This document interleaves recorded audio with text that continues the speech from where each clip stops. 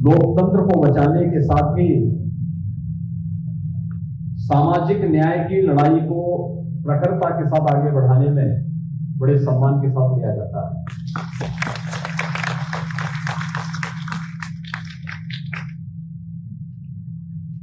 1975 में जब कांग्रेस ने देश के अंदर इमरजेंसी थोपी थी, तो उस समय स्वर्गीय कर्पूरी ठाकुर जी को कुछ समय के लिए गोरखपुर में गोरखनाथ मंदिर में रुकना पड़ा था, क्योंकि लोकतंत्र को बचाने के लिए जिस अभियान के साथ वो जुड़े थे, उस अभियान के क्रम में। लेकिन जब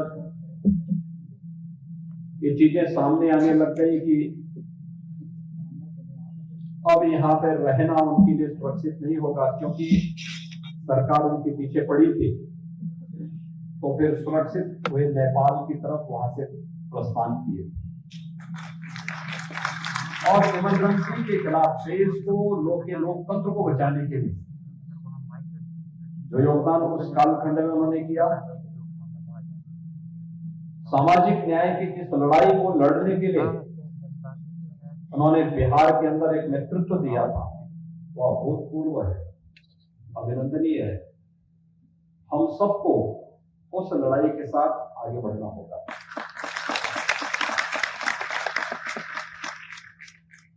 आखिर आज पिछड़ा वर्ग आयोग को संवैधानिक मान्यता मिली है प्रधानमंत्री मोदी जी के कारण, यानी अब आयोग के द्वारा पारित कोई भी आदेश एक न्यायिक आदेश माना जाएगा। और श्री हेरा ठाकुर जी इस आयोग के उपाध्यक्ष भी हैं।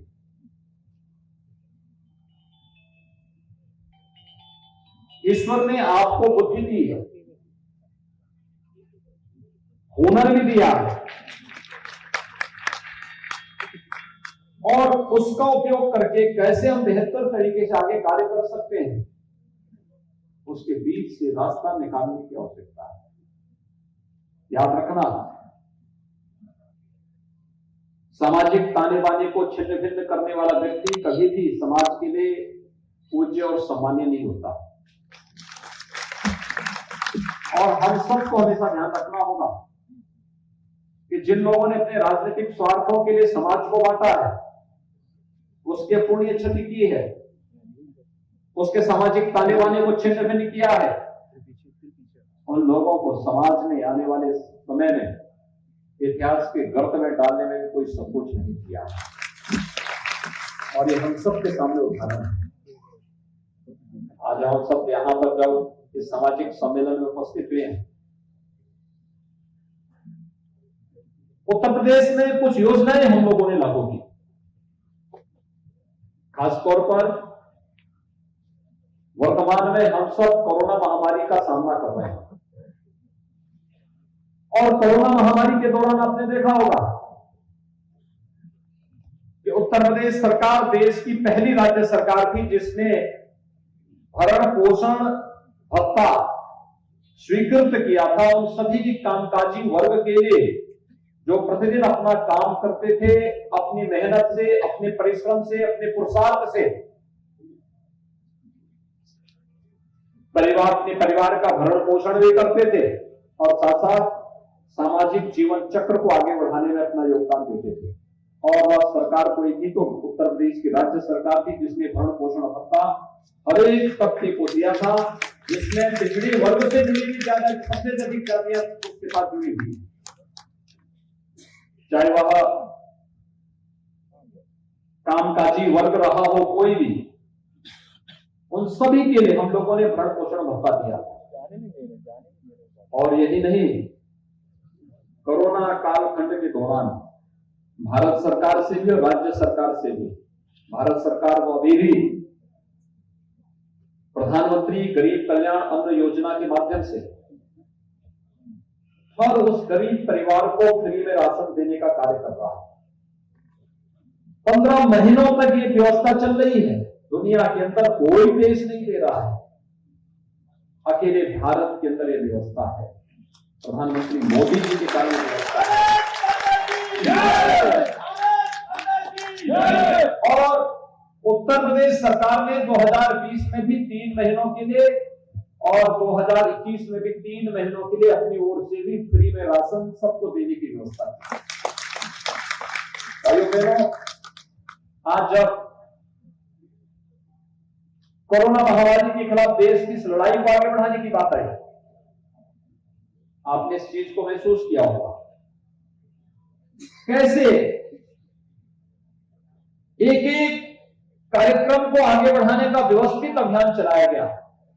मोदी जी के नेतृत्व में, उनके मार्गदर्शन में पूरे देश में आज जब हम यहां पर इस सामाजिक सम्मेलन में उपस्थित हुए हैं, तो भाइयों बहनों, हमें इस बात पर गौरव की अनुभूति करनी चाहिए कि इस देश के पास एक यशस्वी प्रधानमंत्री है और मोदी जी के नेतृत्व में आज देश 100 करोड़ लोगों को एक एक वैक्सीन का डोज देने वाला दुनिया का पहला देश होगा।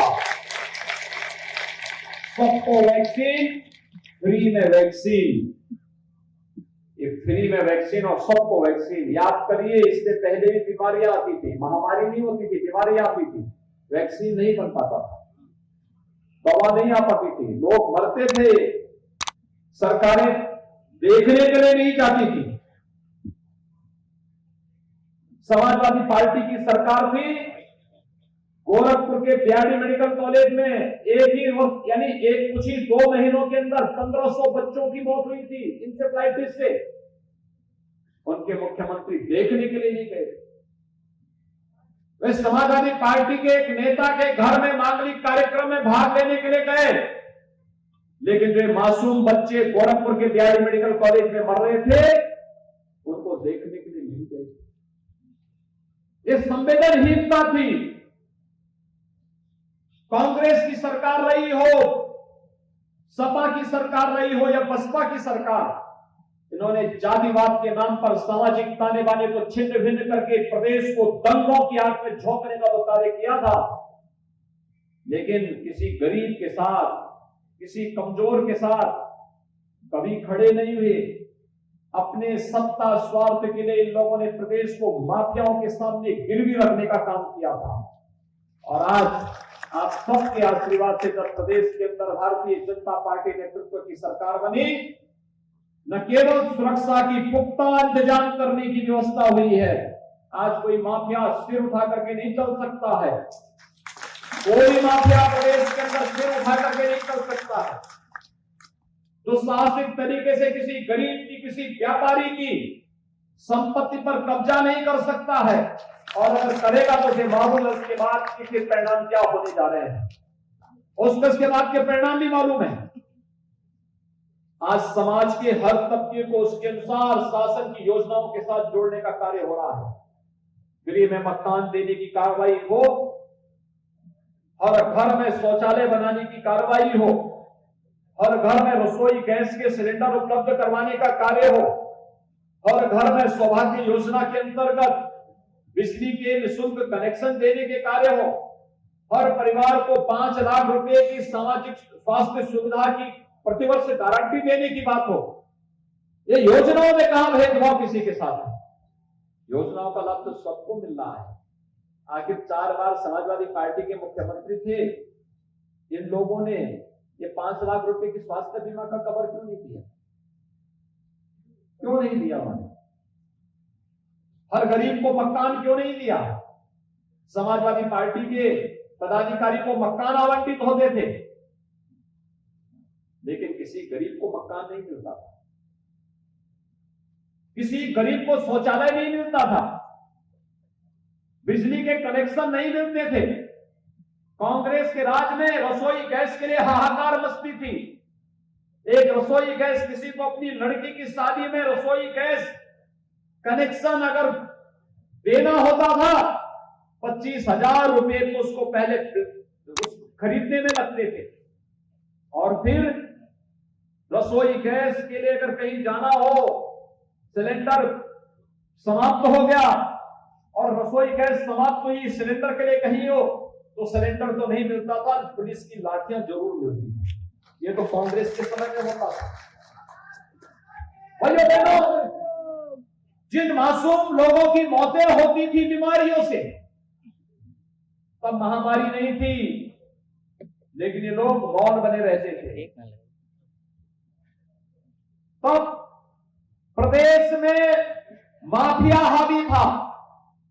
पार्टी विशेष के लिए कांग्रेस की सरकार रही हो, समाजवादी पार्टी की रही हो या बसपा की सरकार रही हो, जो भी सरकारें रही हो, इन सरकारों के समय में गरीब को त्रस्त किया जाता था, आम नागरिक को जबरन परेशान किया जाता था। सार्वजनिक संपत्तियों पर, गरीबों की संपत्ति पर, व्यापारियों की संपत्ति पर माफियाओं से कब्जा करवाया जाता था और प्रशासन को गिरवी रख करके, उनके सामने गिरवी रख करके हर प्रकार से उन्हें प्रताड़ित किया जाता था। लेकिन भाइयों बहनों, आपने बदलते हुए उत्तर प्रदेश को देखा होगा और बदलते हुए भारत को भी पिछले 7 वर्षों के अंदर देखा है। ये महामारी है। दुर्भाग्य से अगर ये महामारी कांग्रेस की सरकार के समय आया होता, क्या होता? भाई बहन पिटली भाग गए होते, भारत में नजर नहीं आते।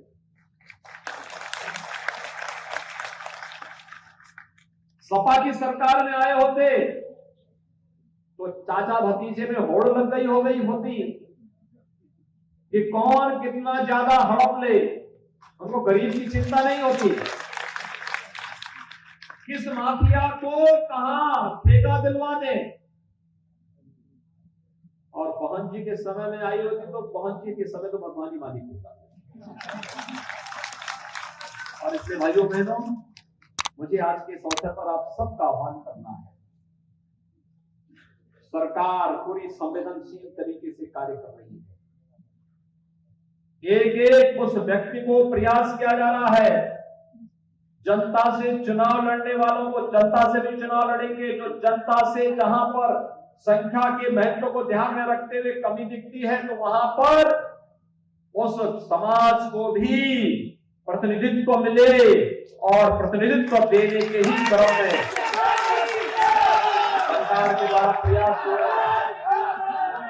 मिलेगा सबको, इंतजार करने की आवश्यकता है। हाँ, किसी का कल हुआ होगा, किसी का आज हो रहा होगा, किसी का आने वाले कल में भी होगा। लेकिन मोदी राज में कोई अपने को उपेक्षित महसूस न करे। ये मान करके चलिए, अगर उसकी बारी आई है तो मेरी भी बारी जरूर आएगी।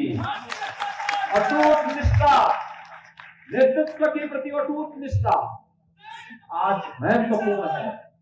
और मैं बार बार इस बात को कहता रहा हूं, बार बार इस बात को मैं कहता रहा हूं कि हम सबको उस अटूट निष्ठा पर विश्वास करना होगा कि मोदी है तो आज आप देख रहे होंगे पूरे देश के अंदर पहले भारत को लोग दुनिया की ताकतें आंखें दिखाती थी। चीन घुसपैठ करता था, पाकिस्तान घुसपैठ करता था, और आज उस समय सरकारें क्या कहती थी? कुछ मत बोलो, संबंध खराब हो जाएंगे। यानी देश की कीमत पर वे लोग अपने संबंधों को बनाने में विश्वास करते थे। और आज कोई भारत की तरफ टेढ़ी नजरों से देखने का दुस्साहस करता है तो भारत सर्जिकल स्ट्राइक कर देता है।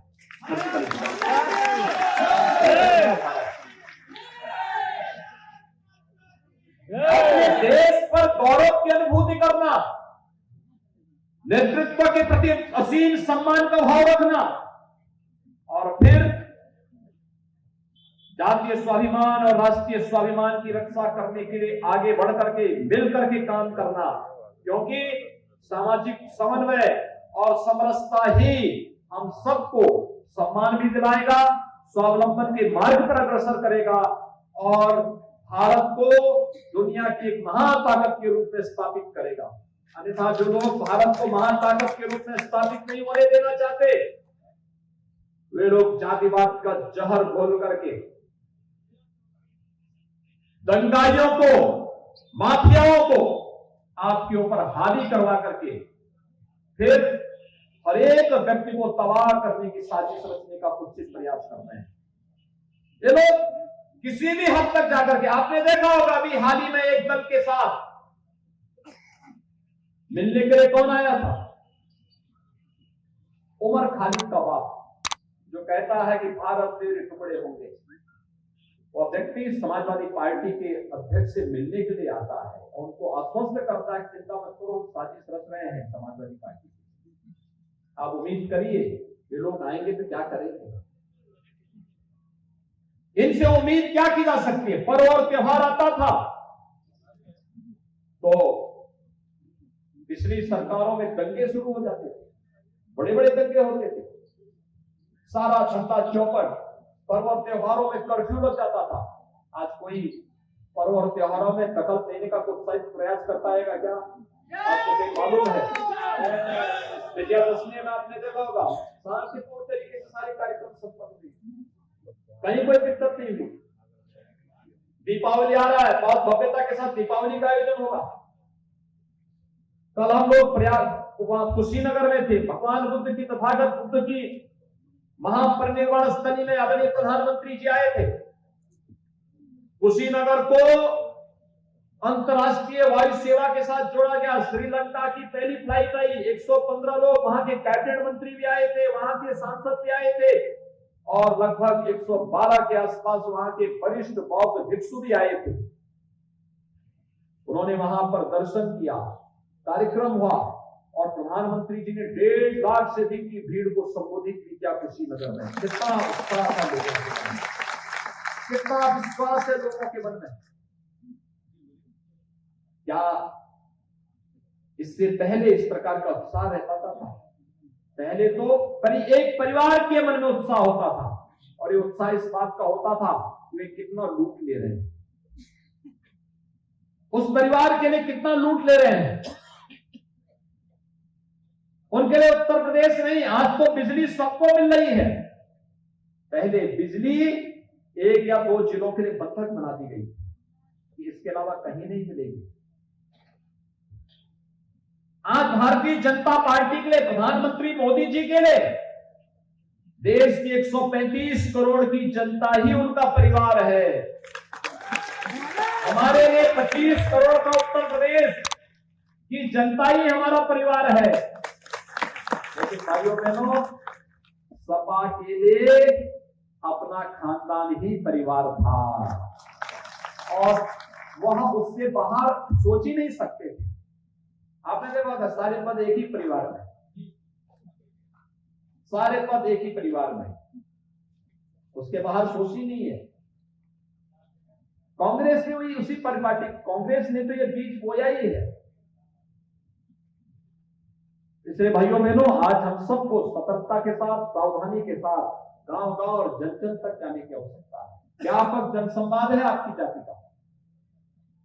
कोई गांव, कोई मोहल्ला, कोई कस्बा, छोटा हो, बड़ा हो, अमीर हो, गरीब हो, हर एक के साथ जितना व्यापक संवाद आप लोगों का है, उन लोगों को जागरूक करने की आवश्यकता है। संदेश वाहक के रूप में सतर्क करने की आवश्यकता है। ये दंगाई आएंगे, ये माफियाओं के सरपरस्त आएंगे, ये पेशेवर लुटेरे आएंगे, तो ये लोग फिर प्रदेश को कहां ले जाना चाहते हैं, उसके बारे में सतर्क रखने की आवश्यकता है। मैंने अभी यहाँ पर मां गंगा के संरक्षण और उसकी अविरलता निर्मलता से संबंधित श्री प्रमोद शर्मा की पुस्तक को मैं देख रहा था। बहुत अच्छा उन्होंने उसमें लिखा है, अच्छा प्रयास किया है, प्रयागराज कुंभ का भी उल्लेख किया है। मुझे लगता है कि हमें अपनी इस हुनर को और अच्छे ढंग से आगे बढ़ाने की आवश्यकता है और सरकार ने तो विश्वकर्मा श्रम सम्मान में और एक तबके के लिए हमने 16-17 ऐसे डेट चिन्हित किए हैं जिसमें उन्हें व्यवस्थित प्रशिक्षण देते हैं, प्रशिक्षण के दौरान मानदेय देते हैं, टूल किट उपलब्ध करवाने का कार्य कर रहे हैं और फिर उनके लिए अच्छा सैलून बने, अच्छा उनका वर्कशॉप बने, अच्छा बने, इसके लिए बैंकों से सस्ते में लोन और शासन से उन्हें सब्सिडी देने की व्यवस्था हम सरकार के स्तर पर भी कर रहे हैं। आज के अवसर पर एक बार फिर से मैं इस सामाजिक सम्मेलन के आयोजकों को हृदय से धन्यवाद देता हूँ, खासतौर पर श्री रामचंद्र सिंह प्रधान जी को, श्री हरा ठाकुर जी को, बहादुर जी को, प्रियंका सिंह रावत जी को और इस पूरे अभियान के साथ जुड़े हुए सभी पदाधिकारियों को मैं हृदय से धन्यवाद दूंगा। जो लोगों ने मिल करके इतना भव्य आयोजन किया है, क्योंकि मेरे पास पहले कार्यक्रम नहीं था, मेरे अन्यत्र कार्यक्रम लगे थे। प्रदेश अध्यक्ष जी को बाहर जाना था तो उन्होंने अनुरोध किया कि अगर आप इस कार्यक्रम में जाते अच्छा होता, तो मुझे जानकारी मिली तो मैं विशेष रूप से आया हूं, क्योंकि मुझे मालूम है कि आप प्रदेश सरकार के संदेश को घर घर तक पहुंचाने का वादा रखते हैं और उसको पहुंचाने के लिए आप सभी कार्य करेंगे। आप सबके प्रति मेरी शुभकामनाएं। आप सब मेरे साथ बोलेंगे जय जय श्री राम, जय जय श्री राम।